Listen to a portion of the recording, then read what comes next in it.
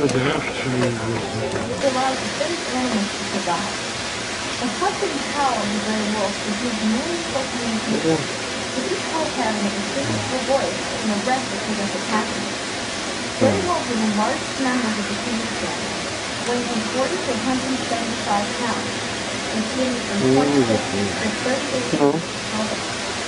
Gray wolves are intense, ranging in size from a few to another, to as many as 30 or more. This is different.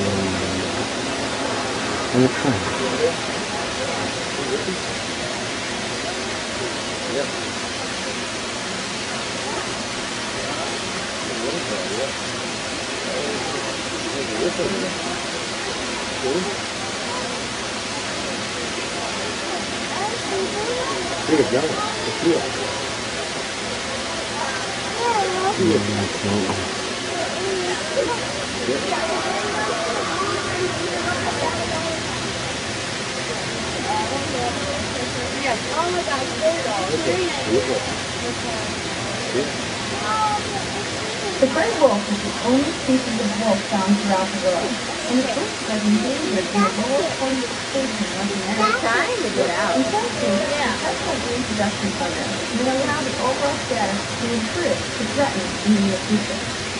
Gray wolves are the top of the food chain, preying on large coast animals such as kind of. Yeah, that's what I thought. That's kind of their finishing strike. The coup de grace is they bite right through the neck. I used to find bird heads all over everything Yeah, downtown. they don't want to eat that part. There's no good stuff in that one.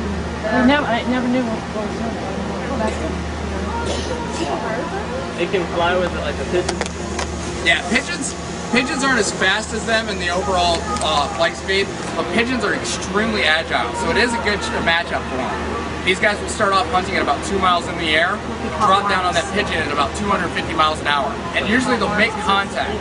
But that contact isn't always a solid blow. And usually what will happen is with that contact, they'll generally knock the pigeon out.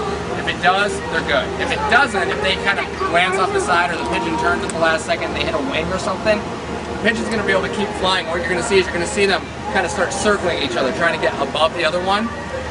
If the falcon can stay above the pigeon, he'll win. If that pigeon gets above him, he'll fly away and be able to get away from him. So it is pretty interesting to watch how agile the pigeons can be.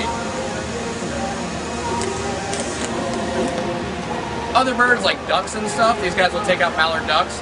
The ducks are a lot easier for them actually, as long as they can hit them.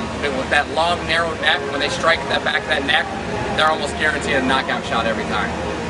Problem is, this duck will fly at about 60 miles an hour. So duck are pretty fast in a straight line, and so they've really got to be able to judge it very well to know what they're doing. The first strike usually with the feet or the mouth? What's that? Do they strike with their feet first or the beak? The feet. When they're in the air, they use their feet. The beak is for when they're on the ground. So if they're on the ground with something they knocked out, they'll go ahead and bite right through the neck with the beak. But the feet, what they'll do is they have two ways of using their feet. For their big birds like the duck and stuff, they'll be coming down about 200 miles an hour, 250. They'll flip from head first to feet first, right before they hit that bird. Ball their feet up in the tight little fist, stick them out, aim for the back of the head. So with the duck, you can imagine that's pretty effective. Long, narrow neck, not much there. For your smaller birds, your birds that are pretty stout and don't have that big exposed neck like your starlings and stuff, they're actually going to do kind of a slingshot maneuver. They're going to come down, they're going to hit them in midair, and they're going to grab them with their feet, harpoon them with their talons, and they're going to hold on to them while they're still diving. What they're going to do is right before they hit the ground, they're going to kind of slingshot that bird into the ground. So it's pretty brutal, but that's what they need to do to be able to get their food and survive. So hunting's hard. Hunting's very, very tough. I mean, while I make it sound like a very interesting thing to see, they're not always successful. I mean, that's tough to do. They've got to really be on top of their game. Because of that, birds of prey, when they have babies, they'll have about 3 to 5 eggs in the nest. Of all of the birds of prey that are hatched, only 40% are going to make it to a year old because of hunting. Most of them just won't get it or be good enough at it.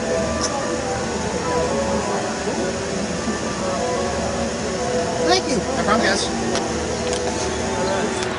Any other questions?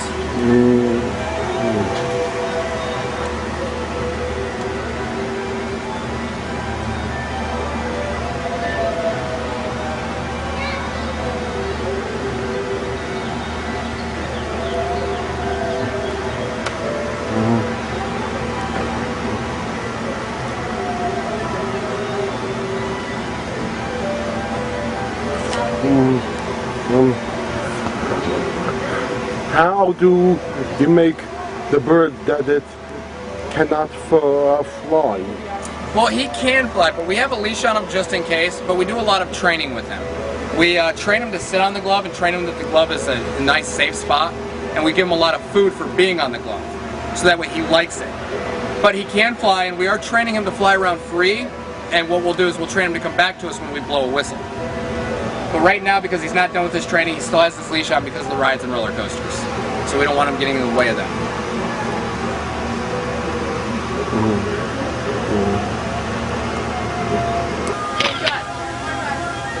Threatened throughout most of the United States, involving the use of defeated at 100 miles per hour.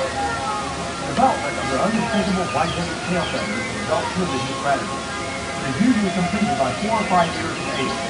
In immature birds, the head and tail are round flat, like the body. Eagles are misunderstood in their essential predators. This results in all victims of poisoning, shooting, habitat destruction, and overuse of pesticides. For anhunter birds, eagles are pronounced over stomach, a sign of our commitment to the protection of endangered wildlife.